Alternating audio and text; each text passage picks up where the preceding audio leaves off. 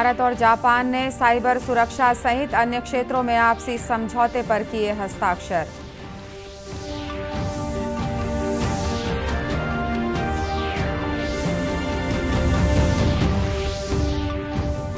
केंद्रीय गृह मंत्री ने कहा, जम्मू कश्मीर में सुरक्षा बलों ने आतंकवाद पर कसी लगाम।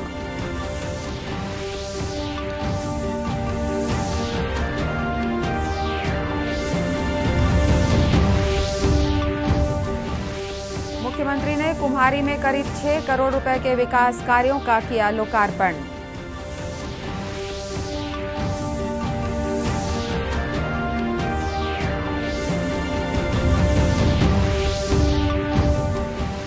और देश में अब तक लगाए जा चुके हैं 181 करोड़ से अधिक कोविड रोधी टीके।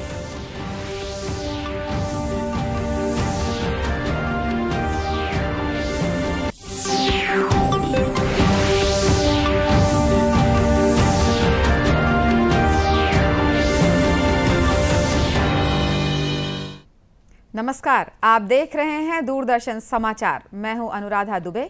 अब समाचार विस्तार से। भारत और जापान साइबर सुरक्षा और बुनियादी विकास सहित कुछ अन्य क्षेत्रों में आपसी समझौते के लिए सहमत हो गए हैं।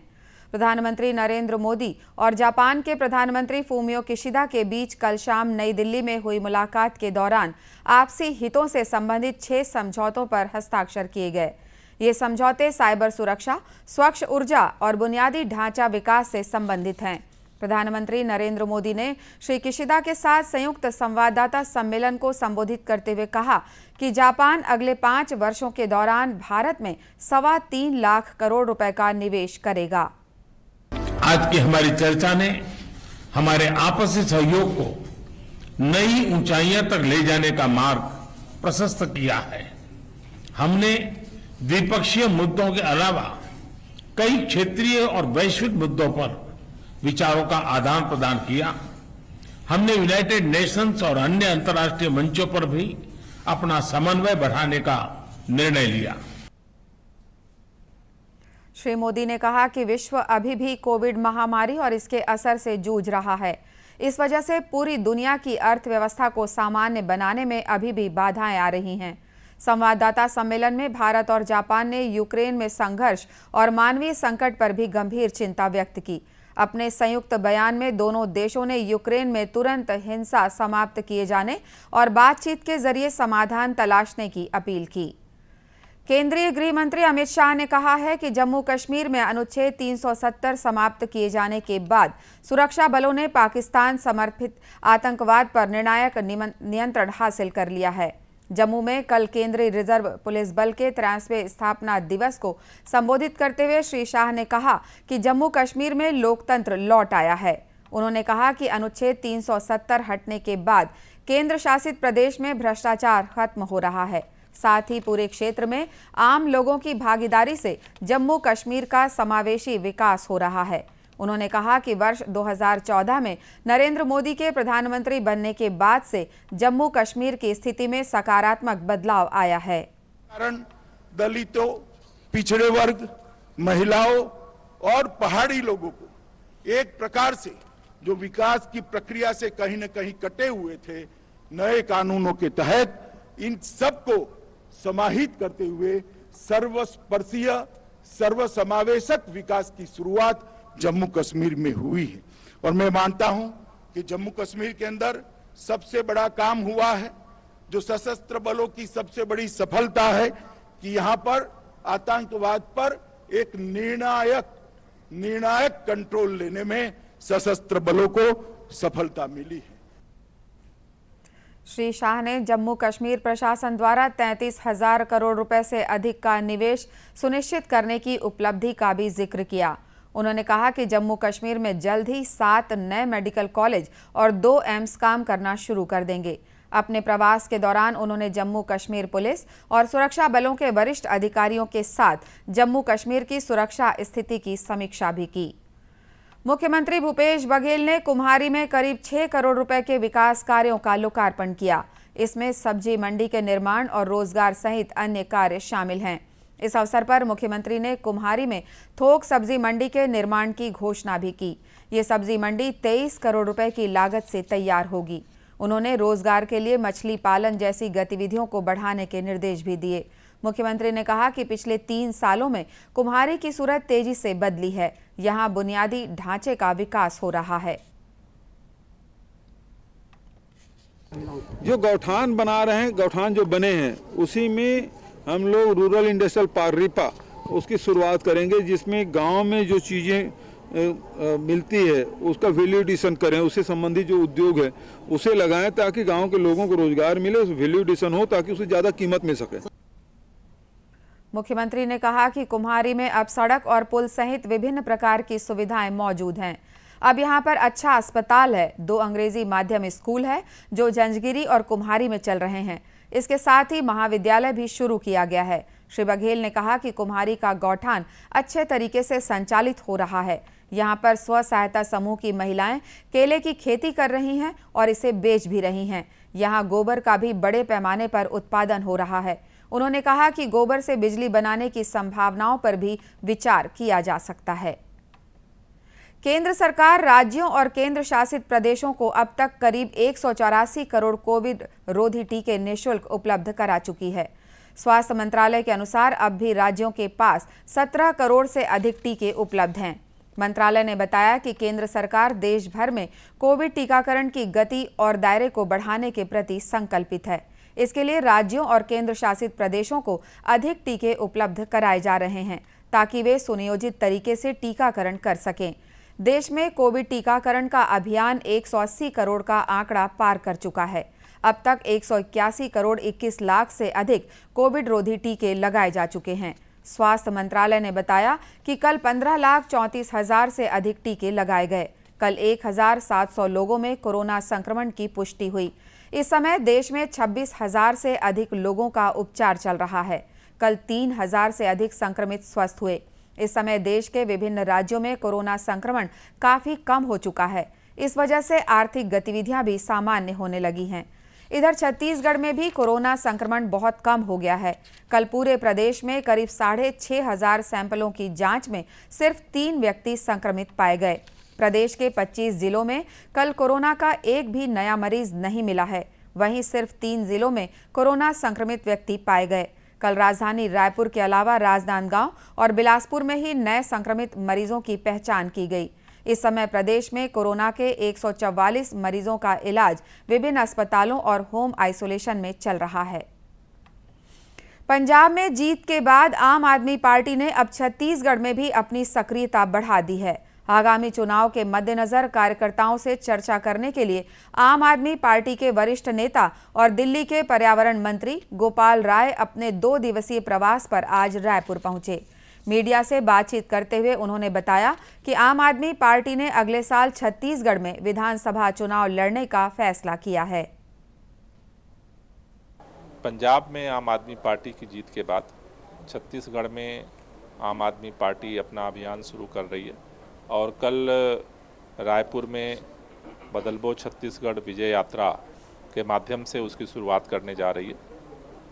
इस विजय यात्रा का एक ही संदेश हम देना चाहते हैं कि जैसे दिल्ली में आम आदमी इकट्ठा हुए और दिल्ली में बदलाव किए, पंजाब में वहाँ का आम आदमी इकट्ठा हुआ, पंजाब में बदलाव हुआ है। छत्तीसगढ़ के आम आदमी इकट्ठे होंगे तो छत्तीसगढ़ में बदलाव हो सकता है। जो काम दिल्ली में हो रहे हैं वो छत्तीसगढ़ के अंदर भी हो सकता है। अपनी यात्रा के दौरान गोपाल राय आगामी विधानसभा चुनाव के लिए पार्टी की कार्य योजना तैयार करने के लिए आप नेताओं और कार्यकर्ताओं के साथ बैठक करेंगे और राज्य में सदस्यता अभियान की नए सिरे से शुरुआत करेंगे। गोपाल राय ने आज राजधानी रायपुर में पार्टी के प्रदेश कार्यालय का उद्घाटन भी किया। आज विश्व गौरैया दिवस है। इस पक्षी के संरक्षण और इनके विषय में जागरूकता बढ़ाने के लिए प्रतिवर्ष 20 मार्च को गौरैया दिवस मनाया जाता है। इस प्रजाति की संख्या में तेजी से कमी को देखते हुए इस दिवस का महत्व और भी बढ़ जाता है। इस समय घरेलू गौरैया की प्रजाति लगभग लुप्त होने के कगार पर है। कुछ समय से गौरैया की संख्या में काफी कमी आई है और इनके अस्तित्व पर संकट के बादल मंडरा रहे हैं। इस दिवस पर गौरैया के संरक्षण के लिए काम करने वाले लोगों को गौरैया पुरस्कार से सम्मानित भी किया जाता है।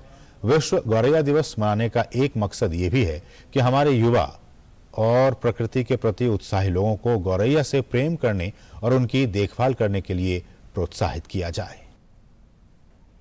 इधर छत्तीसगढ़ में भी गौरैया सहित अन्य दुर्लभ पक्षियों के संरक्षण के लिए विभिन्न स्तरों पर प्रयास किए जा रहे हैं। इसके लिए समय समय पर जागरूकता कार्यक्रम आयोजित किए जाते हैं। इसी कड़ी में गौरैया के संरक्षण के लिए महासमुंद में वन विभाग ने अनोखी पहल करते हुए मोर चिरैया नाम से एक कार्यशाला का आयोजन किया।